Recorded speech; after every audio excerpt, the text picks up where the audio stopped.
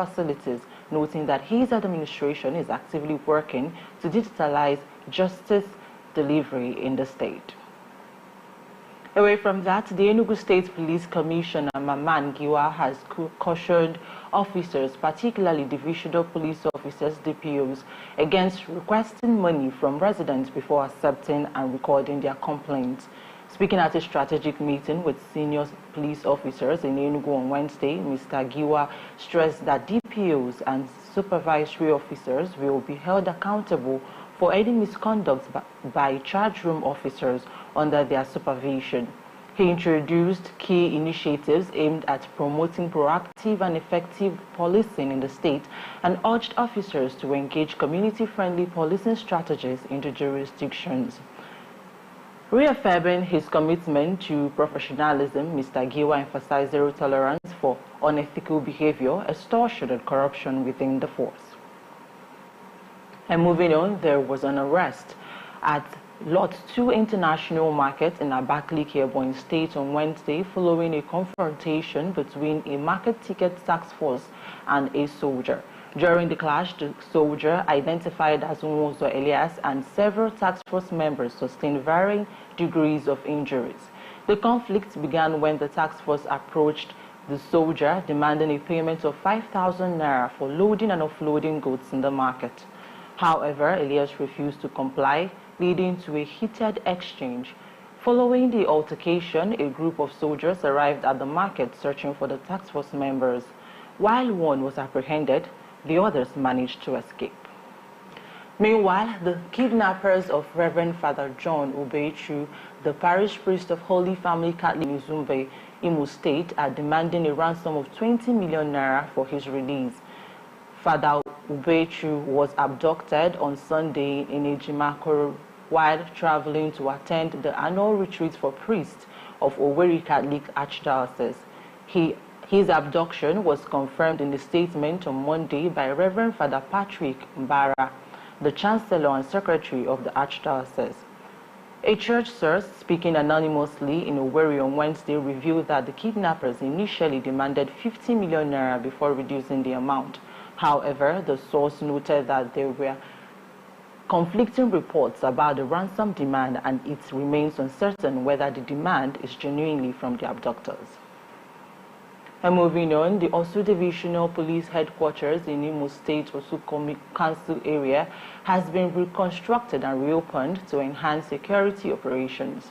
The station was originally destroyed on August 6, 2021 by suspected. As part of his corporate social responsibility, Imo State Commissioner of Police Aboki Danjuma described the occasion as a major step towards improving security in the region. He highlighted that the new structure is equipped with modern amenities, including barrack accommodation, to boost operational effectiveness and personal welfare. Now, reaffirming the commitment of Imo State Police Command to safeguarding lives and property, Danjuma urged public cooperation in maintaining security. The commissioner also commended Onyejiako, a philanthropist and native of the area, for funding the reconstruction with his personal resources. He encouraged other well-meaning individuals and organizations to follow his example, emphasizing that security is a shared responsibility. Now we take a short break. When we return, we'll look at stories from the national scene. Please stay.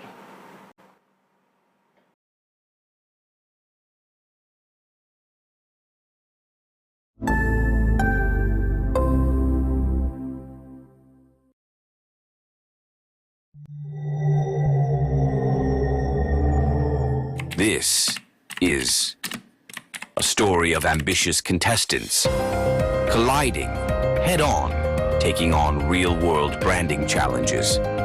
All of this for a chance to win 25 million naira worth of prizes.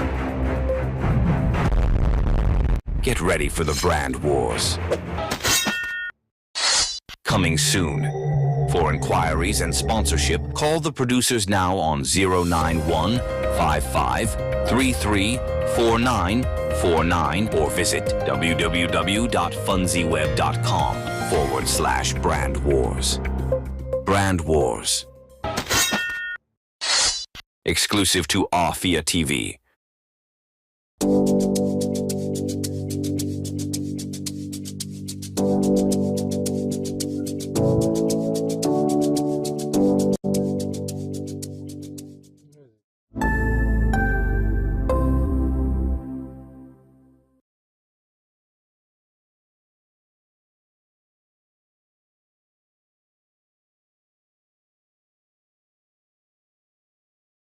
Welcome back. This is still News Today on Africa Television, and I am Ogochukwu Osai. Now moving on to the national front, the Nigerian government has announced Monday and Tuesday as public holidays in celebration of this year's Eid al-Fitr festival. The Minister of Interior, Olubunmi Tunji-Ojo, made this known in a statement released on Wednesday by the ministry's permanent secretary, Gaps in Nigeria's identity database.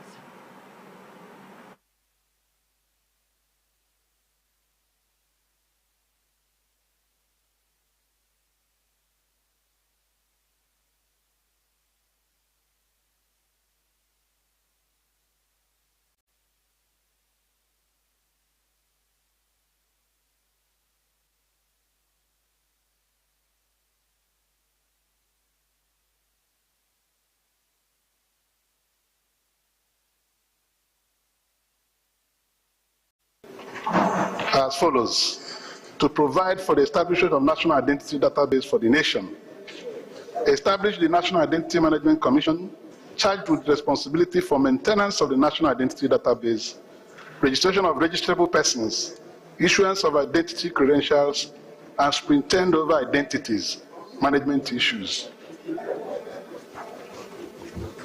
To strengthen the legal framework of national and digital identity, thereby creating an optimal foundational identification ecosystem that fosters inclusion, universal coverage, and accessibility. Establish a harmonious foundational identity system that is governed by a less restrictive, less cumbersome, non-discriminatory, non-punitive data protection, cost-effective, and compliance with global best practices. Leader, to ensure that what we have passed here is in conformity with what has been passed by the House of Representatives, and in the effect that there is any differential, we go into the usual conference committee to resolve the differences. So I thank all of you, and I pray that this bill will ensure that we have proper record and proper data to plan not just for the current generation, but for future generations of Nigerians. Thank you. Leader of the Senate. Once signed into law, the bill will also provide for the creation of a centralized database and a commission responsible for registering citizens and issuing identity cards. Now, former chairman of Independent National Electoral Commission, INEC, Professor Tahiru Jega, has said the chairman of the defunct National Electoral Commission, NEC, late Professor Humphrey Nwosu's contribution significantly brought integrity to the country. He said Nwosu's contribution to the June 12, 1993 presidential election was very heroic and deserved to be appropriately appreciated, recognized, and honored. Jiga disclosed this in Abuja at the event organized to celebrate his life and legacy. He recalled that the time Nwosu became the chairman of NEC, many of them in the academia were already becoming apprehensive about the role for their senior colleagues were playing under the military regime. Jiga was of the opinion that the country needs more people like Nwosu in public service, politics, and indeed in all spheres of government in Nigeria. So I'm very, very happy and pleased to see that friends are gathering, and family and friends are gathering in order to celebrate his legacy. And I have no doubt, I think unfortunately in our country, we seem very slow and hesitant in rewarding national heroes, and I consider Professor Nwosu's contribution and the courage to withstand what I can call the intrigues of military rulers trying to stay and perpetuate themselves in power, really something that is very heroic and that deserves to be appropriately appreciated and recognized and honored in our country. There are many people he worked with at that time in INEC, and one of them is, of course, Malam Buhari Bello, and who is literally a brother of mine, and from him I also got to know a lot about the character and disposition and personality of Professor Humphrey Nwosu, how they worked together, how he tried to carry everybody along, and how, in the end, he stood for what he believed in for this country. So he was a good man. And in my meeting with him, I came to testify that indeed he was a good man and he meant well for our country. We need such people in public service, in politics, and indeed in all spheres of politics and governance in our country. And we need to also keep encouraging our younger men and women to imbibe those good qualities of character and integrity and courage of conviction in trying to do what is best for our country. Also, former Minister of Information, Professor Jerry Gana, said Nwosu was someone that knew what to do, how to do it, and he did it well. He added that Nwosu was a celebrated person who produced the option A4 election, which was not only orderly, peaceful, but has integrity. He noted that option A4 was designed to be very credible, but to our surprise, the best election was annulled and Nigeria landed into a very serious trouble. Very, very good partnership, and Professor Nwosu is a celebrated person who really produced the option A4. We discussed that together in a number of joint sessions between MAMSA and the then Electoral Commission to arrive at this very, very critical junction of how to have elections that are not only peaceful and orderly, but credible. Democratic elections have to be credible, believable, must have integrity. And Professor Nwosu really is a person who cannot stand a hypocrisy. He wasn't a hypocrite. He was real.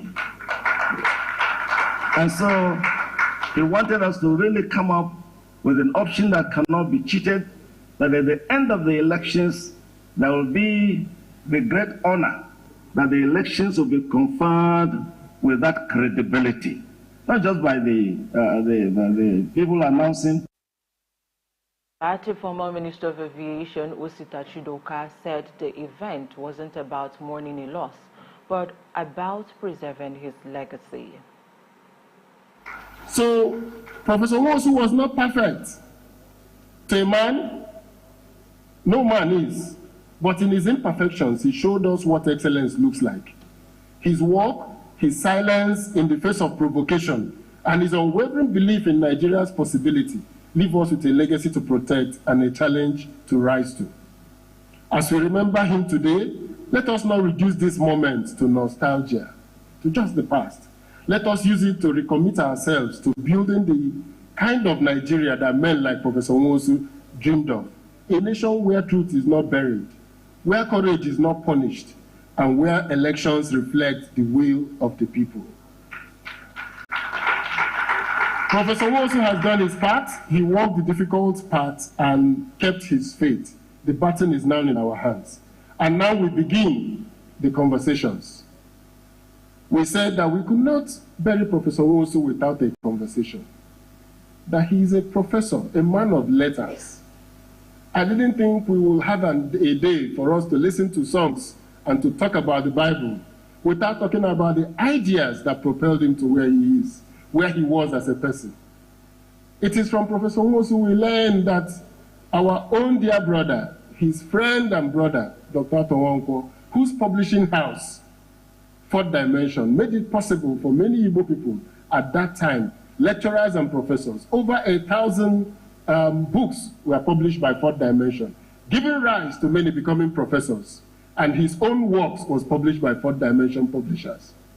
We cannot bury a man like that without going back to the thoughts that propelled him, to the ideas that sustained him, and to the memories he has left with us as a people.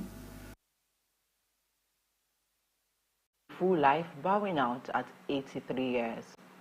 Away from that, the Nigerian Senate delayed a motion to immortalize late Professor Humphrey Nwosu, former NEC chairman, on procedural grounds during its March 26, 2025 session. The motion, sponsored by Eninaya Abaribe, senator representing Abia South, sought to recognize Nwosu for overseeing the June 12, 1993 presidential election, widely regarded as one of the Nigeria's fairest polls. Abaribe rose under Order 41 and 51, which border on personal explanation to draw the attention of the chamber to the need to immortalize the late NEC boss. The late Professor Humphrey Nwosu was a former National Electoral Commission NEC chairman from 1999 to 1993. Further notes that Professor Humphrey Nwosu supervised the 1993 presidential elections. Aware that the courageous defense of democratic electoral process during the 1993 presidential election led to the famous June 12 slogan, which ultimately confirmed Alhaji MKO Abiola as the winner. It's okay.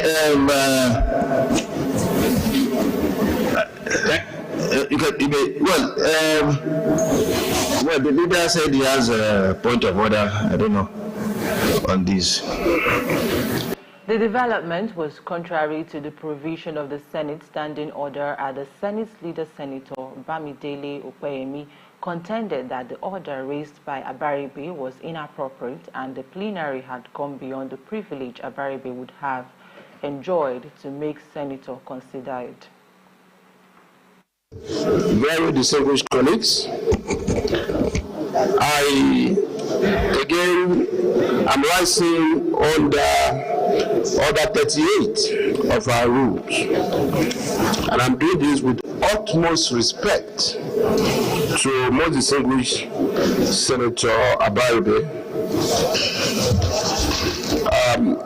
Order 38 deals with the order of business, and I make specific reference to sub 1, which deals with formal entry of the president, sub 2, which deals with our opening prayer, sub 3, which deals with approval of votes and proceedings, sub 4, which deals with oath and affirmation, 5, message from the president, and 6, other announcement by the president of the Senate. Before allowing Abaribe to speak to the order.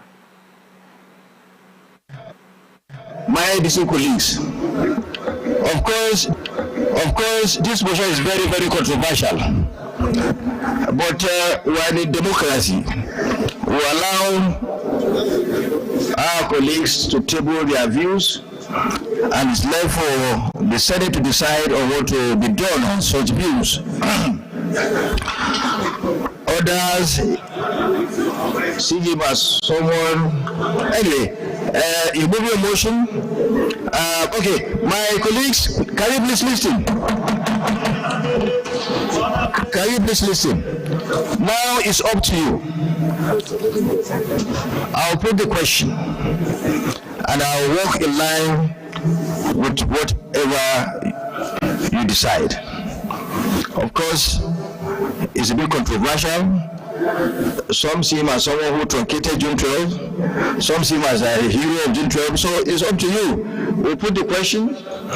Those in favor that this motion should go through, please say aye. Those against, say nay. The days have it. Reacting to the Senate leader's submission, Senator representing Kebbi North Yahaya Abdullahi insisted that Abaribe should be allowed to speak on the matter despite not getting the order correct. It has not established a very dangerous precedent. It can come order, ways of order and personal exploration can be raised at any point of the proceedings of the Senate. Don't make it a rule, because if we do so, they will be denying a lot of us, almost the entire Senate, any opportunity to interject and intervene when things are going wrong. Therefore, you to say that it has to come at a certain point under Order 38. It's absolutely wrong. Look, we have been managing this Senate for some time, and at no time has this particular kind of thing come in to deny members an opportunity to raise points of order, and also to expect personal opinions and personal matters not to be raised under Order 10 is to truncate the independence of senators and to not allow them to interject in the provision of the Senate to raise issues that are very fundamental and fundamental to them and their constituencies. Therefore, I think, with all the due respect, the position that is advocated by our distinguished leader is not correct. Thank you very much. Motion against tomorrow. Bring it to the rules and business, and then we'll look at it again. Your point of order is upheld. Get out of the Senate. Insisted that the motion to immortalize the late Umo Osu wasn't a controversial one, as posed by the Deputy Senate President. Jibrin held Bamidele's position and ruled that the Senate should proceed with its agenda. Or by the sessional or other orders or practice of the Senate shall by resolution regulate its procedure. So even if the Senate leader says that it doesn't follow, by the fact that a senator wants to make a personal explanation, you must give that senator a chance to make that personal explanation. We are not under a dictatorship, Mr. President. That is why I'm using 1B to come. Well, it's at your discretion, Mr. President. Yes. Because if at your discretion you say we can't talk, former minority leader, one case is very experienced. I'm glad that you recognize that I was a former minority leader. Thank you very much. You know the rules. Yes, former majority leader, former minority leader. We are all experienced. The Deputy Senate President, however, advised Abaribe to reintroduce the motion at the next legislative session. Your motion against tomorrow. Bring it to the rules and business, and then we'll look at it again. Your point of order is upheld. Get out of the Senate. Beyond the Senate's motion, groups like the Coalition for the Immortalization of Professor Humphrey Umo, former INEC Chairman Professor Tahiru Jega, and current INEC Chairman Mohammed Yakubu have urged national honors and renaming INEC's headquarters after him. Now moving on to business news, the Nigerian Senate has mandated the Senate Committee on Communications to investigate the recent increase in the cost of data and recommend solutions for a more sustainable and business-friendly telecommunications sector. The Red Chamber also asked the Ministry to develop a policy framework for affordable internet services in Nigeria. These were part of a resolution after a debate on a bill sponsored by Senator Asko Ekpenyong, which highlights the financial strains the price hike has placed on millions of Nigerians, particularly young people who rely on affordable internet access for livelihoods. Senator Ekpenyong had, in his motion, kicked against the recent increase in the cost of data and other services by telecommunications operators, calling for an urgent review. The Senate is concerned that fiber optic internet services remain unaffordable for the average young Nigerians, leaving them heavily dependent on mobile telecommunications companies for internet access, and that the sudden and substantial increase in data costs threatens their economic survival and limits access to critical digital services. The Senate is further concerned that the reasons provided by telecom providers for the data price hike include high operational costs, unfavorable exchange rates, are untenable, and appears that instead of addressing the root causes of the high cost of doing business in Nigeria, the burden is being unfairly transferred to end users. The Senate is aware that the high cost of doing business in Nigeria is driven by multiple challenges, such as increased operational risk and insurance costs.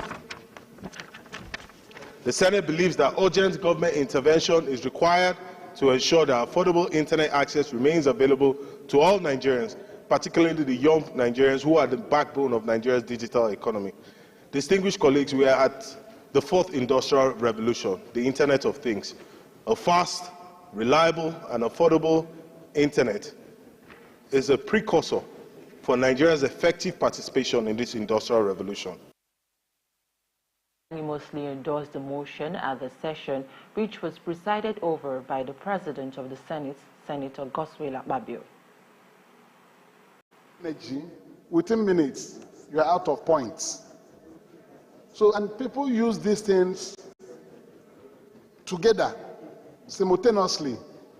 When you are suffering on the cost of telecommunication services, you are suffering on the high cost of electricity, you are suffering on the high cost of digital television services.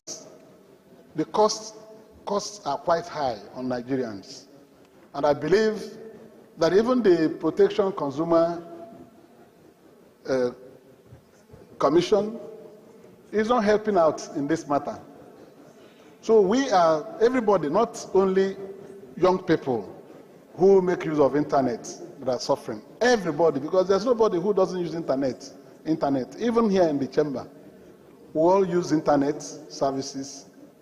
So something has to be done to regulate this absurd increase in tariffs. The citizens are suffering so much in this regard, and we cannot turn blind eye to this. The debate in supporting this motion on the urgent need to address the increased cost of data services in Nigeria. Mr. President, my distinguished colleagues, much as the high cost of data affects everyone in this country, including my humble self, but I'm particularly interested in this because of the manner it affects the young men who are in larger population in this country, who are the most productive sector. They rely on data to acquire, resources that we are not able to provide for them. We can't give them jobs. And they use their creativity to ensure that they get productive via various, activities that the mover of the motion have listed. Mr. President, I think that it's very important we ensure that these service providers make life easy for these young men to reduce the social crisis that we are struggling to control. Senator Azukwe Ekpeyon for raising this particular motion to address the plight of internet users, data users across Nigeria. It will not only affect the young people, it will also affect the elderly, and that it will also help to ensure that people are not thrown out of business, because those who are not employed now are self-employed. They utilize data on a daily basis. So this motion, when implemented, will assist particularly our young entrepreneurs, not only to remain in business, but to ensure that they have affordable pricing that will also generate revenue and profits for them. So I thank you for bringing the motion. I thank my colleagues for their contributions and for the amendments done to the prayers. I thank you. So congratulations for this. The Federal Ministry of Communications, Innovation and Digital Economy to engage with telecommunications providers to review the data costs and ensure that pricing remains fair and affordable for all Nigerians. And moving away from that, the Governor of the Central Bank of Nigeria, Olayemi Cardoso, has reaffirmed the bank's commitment to stabilizing the foreign exchange market by eliminating disruptive elements. Despite a slight depreciation of the naira at the official market closing at 1,532 naira per dollar on Tuesday from 1,531 naira per dollar on Monday, the currency remains relatively stable with minor fluctuations. The Bureau de change rate held steady at 1,570 naira per dollar, indicating stable demand for dollars in the informal market. The CBN continues its interventions to align the exchange market rate fundamentals. During the February 2025 Monetary Policy Committee meeting, Cardoso emphasized the bank's role in ensuring price stability and investor confidence. We'll take a short break now. When we return, we'll look at stories from the foreign scene and the world of sports. Please stay.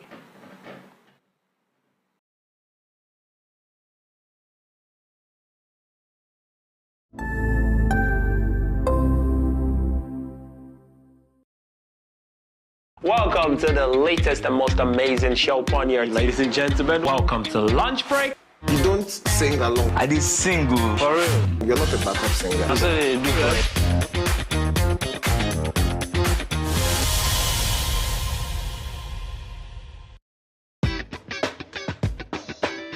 New week and another opportunity for us to gist and me to tell you, bring all the spice, all the things that are hot, trending and exclusive on social media. Sometimes I know there's constructive criticism. I know that you know how to quote it. So for the people that don't understand, I want to be like, oh, why are you doing this? Please, I'm not a cross-dresser. I'm only doing this because of the money on Facebook.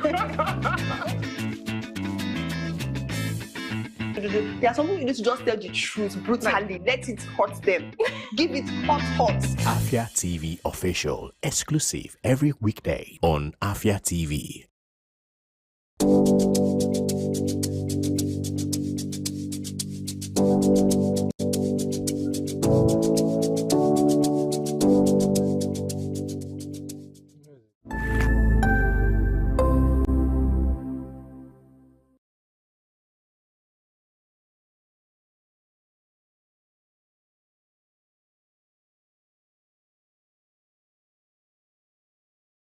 Welcome back. This is still News Today, and I am Ogochukwu Wasai. Now moving on to the foreign scene. Egypt Planning Minister Rania reports that Egypt is set to formalize a member security chief. Warriors Football Club of Umuahia secured a 2-0 victory, accumulating 50 points from 31 matches. Speaking after the match at Umuahia Township Stadium, the team's technical advisor commended his players for overcoming the tough challenges posed by Lobby Stars. And lastly on the news, Cote d'Ivoire has withdrawn from the hosting the 2025 African Under-20 Cup of Nations. In an official statement, the president of the Ivorian Football Federation, Yassine Idriss Diallo, confirmed that the government formally notified the federation of its decision to step down as the tournament's host. However, no official reason has been provided for the withdrawal, and as a result, the competition may face a postponement. The Confederation of African Football now has less than a month to secure a new host country, and meanwhile, the Flying Eagles have already qualified for the tournament, which was initially set to be hosted by South Africa. More to come on the news right after this break. Please stay.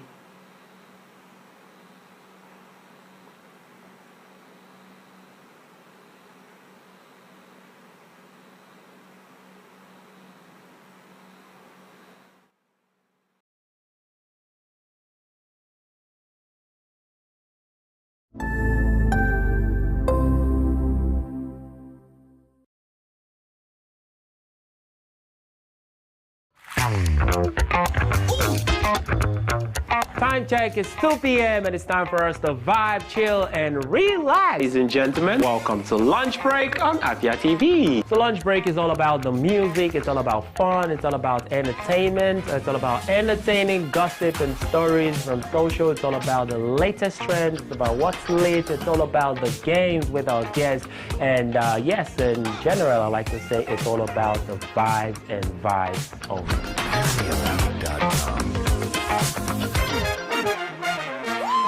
Welcome to Afia TV, your go-to channel for excellent news and incredible shows that keeps you IEI, that is, informed, entertained, and inspired. My name is Ubon Kings. I am Marvelous Akwamaga. I am Chioma Akbala. My name is Ifulaya Ndule, but I'm living in market speaking.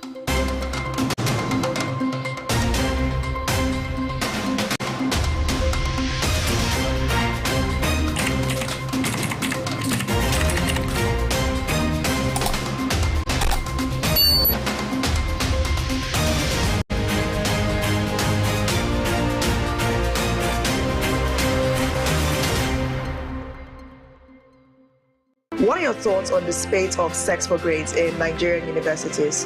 This very issue of owing salary should be criminalized. How can they amplify their voices? People don't have evidence. You want to get to know about it?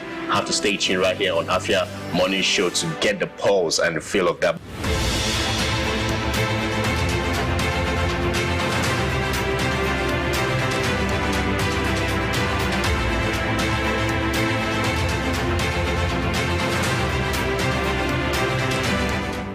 Hey ladies, join us on Gyna Plus every Wednesday at 6 p.m. right here on Afia TV, DSTV channel 254 and GoTV channel 17, where we will delve into health issues affecting girls and women in society. Breastfeeding doesn't even cause breastfeeding. The frequency of breastfeeding means the approach you take to make sure that your well-being is maintained.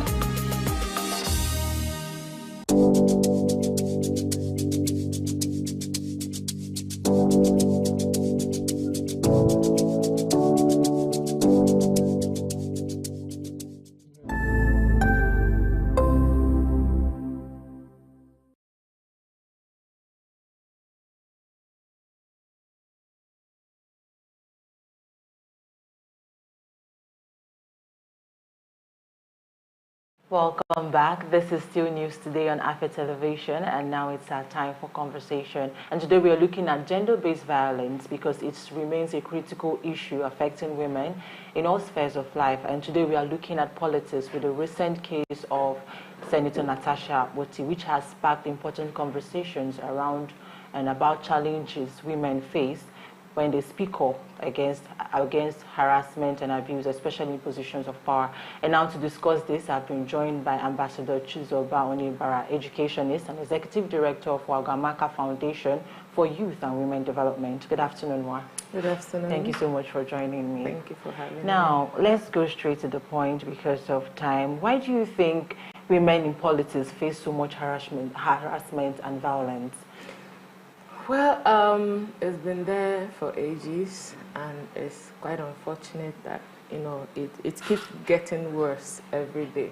So, you know, the idea of the patriarchal society is one that women are to be seen and not heard. And then not minding the fact that women controls majority of the votes, actually, that is being voted during election, people still expect women to be seen and not to be heard. Okay. So whenever you move from that side of being seen alone and you have an opinion, you have something important to say, most of the people in the opposite gender sees it as a threat. And God forbid you're beautiful or intelligent, it just makes the whole issue worse. So I think it's the fear that if we allow her, she might be able to, you know, make a difference. That is why most time women face, you know, such, you know. You know, I'm curious because this has been there over the years from, would I say, the 90s or early 2000s, and we've been having this conversation. We've been trying to let these people understand that women are not threats. They just want to, you know, stand up for themselves. They just want to contribute to the society. So why is it that it's not still being seen from that light? Yeah, I think it's the idea of accepting it from the other gender. Let me use that word. Is still, I think they still feel threatened, and for you to be able to make a difference, you need to, in this issue precisely, you need to be able to let go of the fear. Be willing to give another person the chance to be heard, the chance to speak up, the chance to air how they feel. And that is what they are not allowing women to do. And then most times they spin it around and make it look as if it's a women thing. Women are not capable of handling certain position. Give them a chance. And then we see if they are able to handle such positions. So I think it is the willingness to let go of their fears and be able to accept the reality that women actually have things to contribute to the society. Now, speaking of fear, with the whole thing and how it has been playing out, we saw actually that some women in that particular space were not able to speak up. We also saw someone that spoke up and was against her, even without asking for investigation and all those things. So do you think women are also afraid to speak up or support situations, or like contribute to maybe say something like, let there be investigation, or let there be a kind of clarity to this community, to this particular situation? So do you think women are still against each other when it comes to speaking out and speaking up? Yeah, basically this, like you said, this negative attitude towards women has been there for a very long time, and it has been institutionalized. So in what we see at the National Assembly is more or less a caucus, and as some people call it, a cult. You either play by the gallery, or you might even face worse, they might met worse punishment on you than the first person that spoke up. So women tend to, shrink back and bend to the rules that, it's not in their favor, it's not helping them, but they are also afraid that, if someone spoke up and is being victimized this way, what's the essence of me speaking up as well? So that is the problem. They have institutionalized gender-based violence in our society, and it's unfortunate that if we don't stand up as a people, just as Natasha has stood up, we might keep facing similar situation till God knows when. All right, now let's look at it from this angle. Just like you said, that it's because of women are afraid, because if you speak up, you will also you might face worse. Now, how do we challenge this norm if we continue to shrink, if we continue to hide ourselves? And we've seen Natasha speaking up and see that she does not really have the much support. You understand? So we're not, it seems like this is not going anywhere to an extent, you understand? So how do we challenge this norm and make changes? Well, we just have to speak up. I remember reading about the About Women riots when I was in school, and we were told of how fearless these women became in order to make a statement. For instance, if someone is holding something that is yours, you just have to keep asking until you get it. And women should, be able to develop this resilience. We have it in us, but most times people are afraid to, show it to the public because of what will people say, the fear of victimization and all of that. But nobody got independence by being afraid. So we must learn to speak up as women. Personally, I have, it's not easy. It's not the easy path to life. And if you watch Senator Natasha's story, she's not had it easy. And I want to believe, I strongly believe that if you have something to offer, it's never going to be easy. Being a woman is difficult already as it is. And then being a woman that has a voice, being a woman that is beautiful, and being a woman that has the intellectual capacity to operate in a space where men normally, that this room is supposed to be for men, and then you dare to come in there, it is a problem already. And there are some people that are just like that. People like Natasha and Obieze Kwesili and some other women, they are intellectually capable of being in that space. And we can only keep pressing forward as women. That is, we can't go back at this point, right? We can't go back at this point. We can only keep going forward and then stand up for what is right. Because, even a 2-year-old looking at this situation knows the truth. If you're accusing me of something and I know 1000% that I am innocent, I will be the first person to say, okay, bring your evidence, prove yourself. But if I'm deliberately trying to make you keep quiet, make you disorient you, or cooking up stories and ganging up people against you, that means there is something, and that is what element of truth. There's an element of truth to it. Like, I wasn't there, I can't say for sure what happened, but every sensible person is beginning to ask, what are they trying to hide? If there is nothing to hide, let the proper thing be done. The judge that was handling the matter recused himself because Akpabio accused him of something. So why not recuse yourself and let the case, Natasha's case, be heard? And then if she is lying against the Senate president, she faces the consequences. I'm not here to support, anybody doing something wrong or accusing someone wrongly, but I am against taking away someone's voice or canceling someone just as they are trying to do to Natasha because she has the audacity to speak up. Now, talking about speaking up, some people say that if it was true, or why didn't she speak up when it happened? Now, it's because she had issues with him in the Senate House. That's when she was able to now go back to those conversations.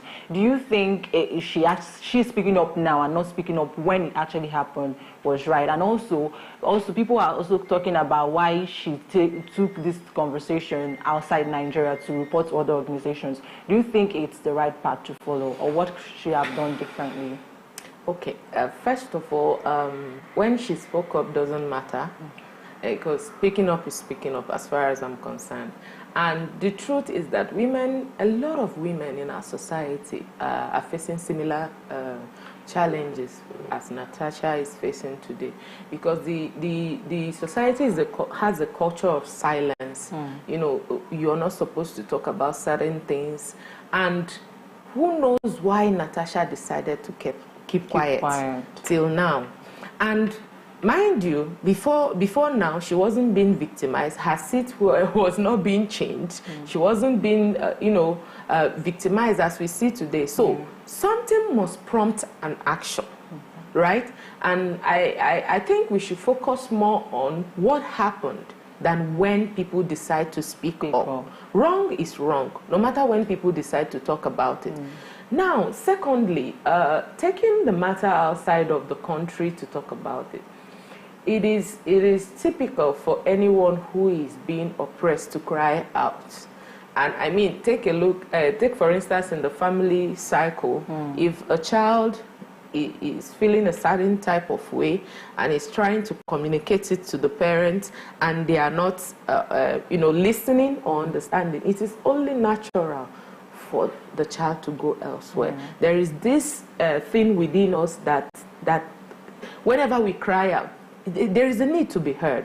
So the Nigerian government and institutions shut Natasha down. Nobody wanted to hear. Instead, and that's the crazy thing about our society. They start blaming you.